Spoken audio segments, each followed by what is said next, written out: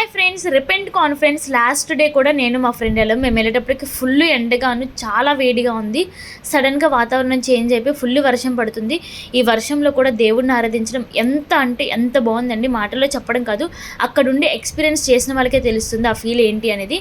So దీన్ని చూసి కూడా చాలామంది గొర్రె బిడ్డలు ఏంటిది అది అని చెప్పి చాలా అవహేళనగా మాట్లాడారు. మేము మాట్లాడలేక కాదండి, ఎవరికి ఉండే భక్తి వాళ్ళకు ఉంటుంది. వాళ్ళని చూసి ఎప్పుడు కూడా తక్కువ అంచనా వేయకూడదు. ఆరాధన ఎలా జరిగింది అంటే మొత్తం ఈ వీడియోలో ఉంటుంది, చూస్తుంది.